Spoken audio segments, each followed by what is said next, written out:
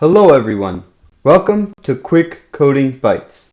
Today we will be looking at a fundamental unit of computers, logic gates.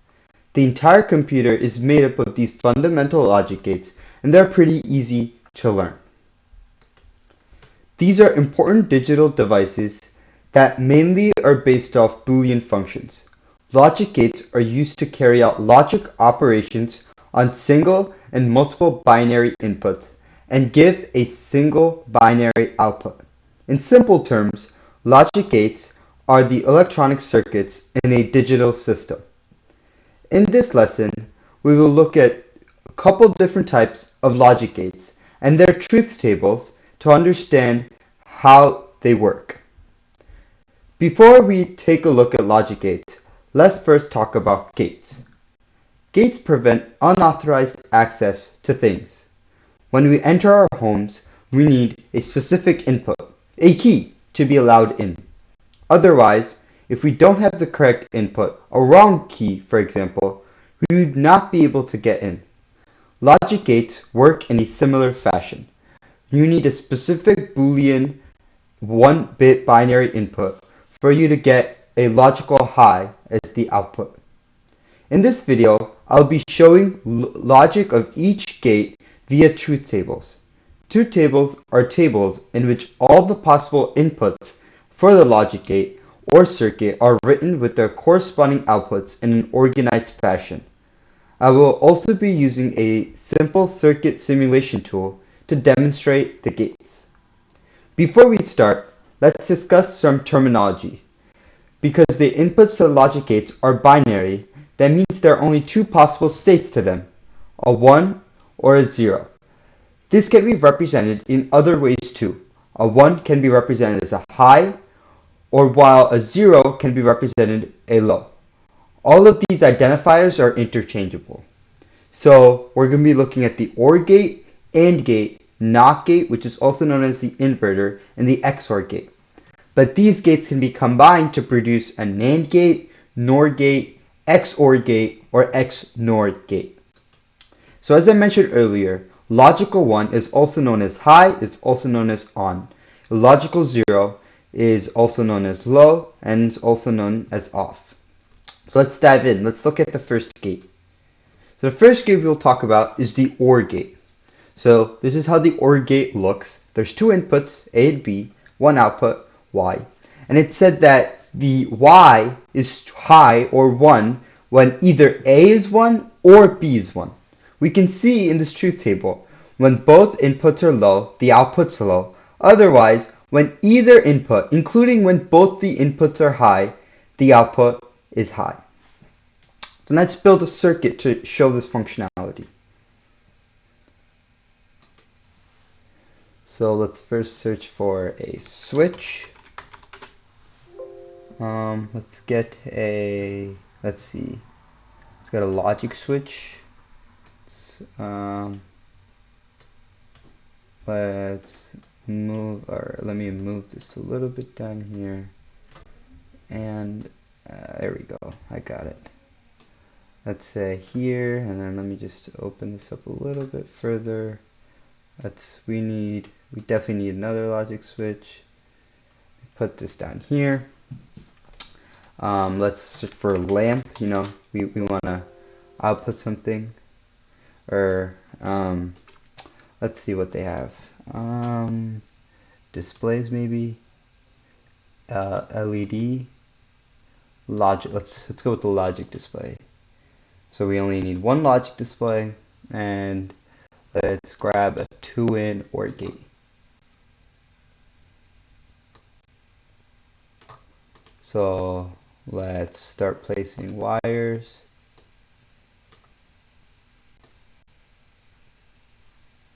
And let me put a wire here.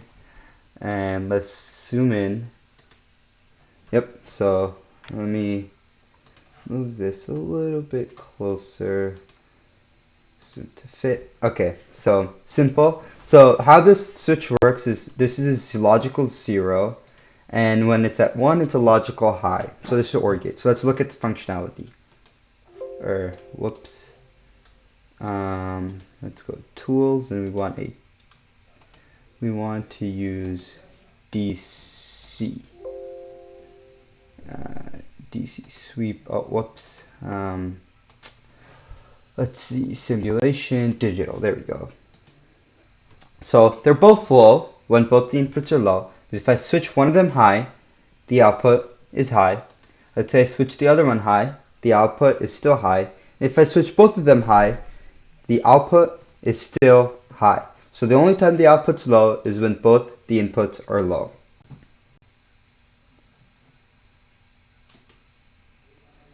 Let's go to the next gate. So the next gate we'll be looking at is the AND gate. The AND gate, the output is high only when both the inputs are high. So we see that both the inputs are low, the output is low. Even when one of the inputs are high, the output is still low. Only when A and B are both high is the output high. Let's again look at the circuit, or let's build the circuit. So I'm just going to stop the simulation, delete, let's browse, let's get to AND gate. Let me just, boom. Yep, that worked. And let's run it again. So here, both of them are low, so the output's low. When I raise one, it's still low. Let me try raising the other one, still low. Only when both the inputs are high is the output high.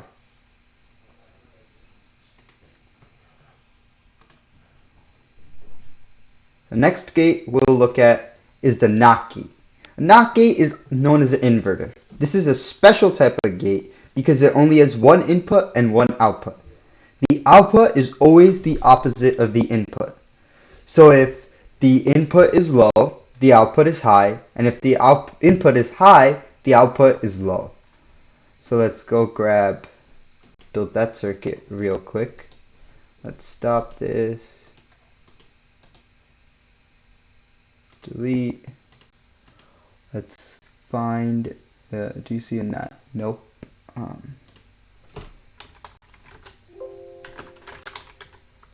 Let's search for an inverter. Do you see one? Yep, I see one right here. Alright, so let's just connect it to one. Let's place some wire. And let's run this. So when the output is high, when the input is high, the output is low. And when the input is low, the output is high.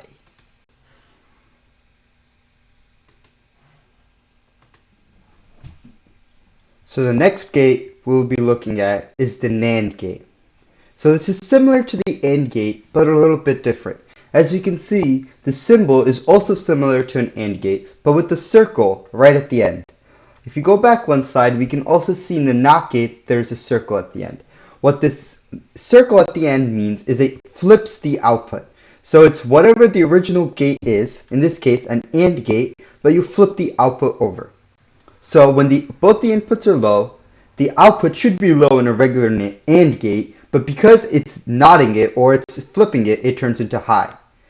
Same thing with 0, 1, and 1, 0. They're technically supposed to be low because when in an AND gate, but since it's a NAND gate or a not AND gate, they're high. Now when both inputs are high, it should be high in the AND gate, but since it's a NAND gate, the output is low. So let's build the circuit.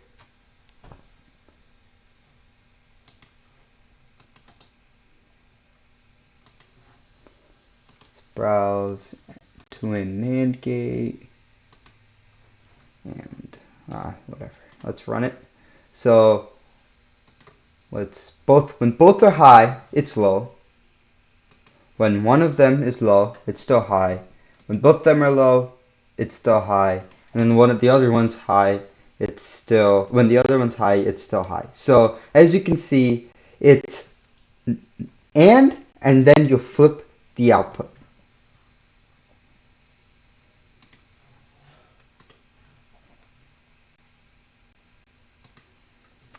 The next one we'll be looking at is the NOR gate. It's a similar concept. It's an OR, but you flip the output. So you have, if both the inputs are low, Then in an OR gate, the output is low, but here, since you're flipping it, it's high.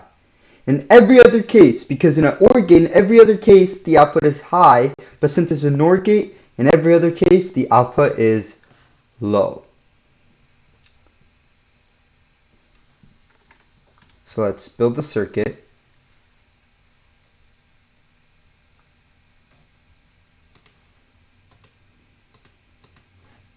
Let's stop it here.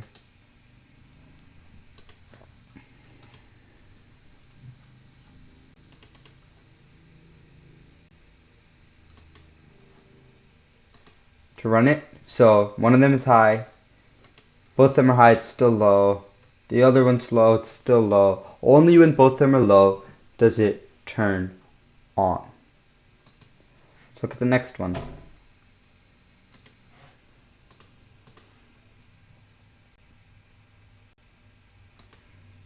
An XOR gate. XOR gate stands for exclusive OR. So what that means is it's like an OR gate, except it's only high when either A or B are high, not when both of them are high. So you can see when both of them are low, it's low. When A is low but B is high, it's high. When A is high and B is low, it's high. But when they're both high together, the output is still low. Let's build a circuit.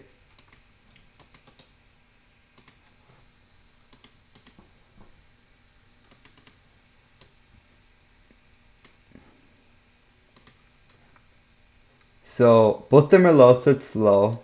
One of them's high, it's high. The other one is high, it's still high. But when both the inputs are high, the output is low. Let's look at the next circuit, or next logic gate. XNOR.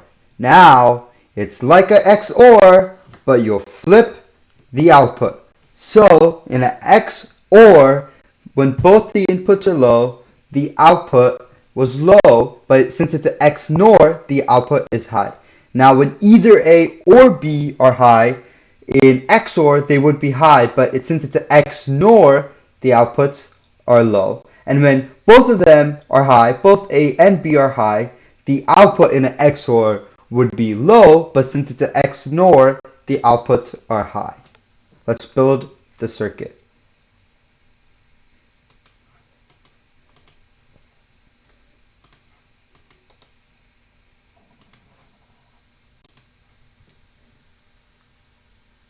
Right here.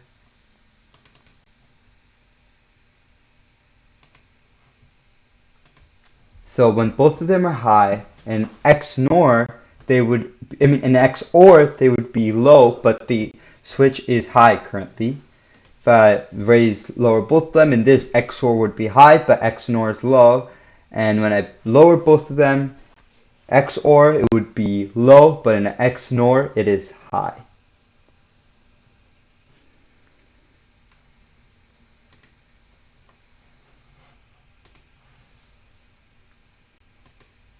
So what are the applications of these logic gates?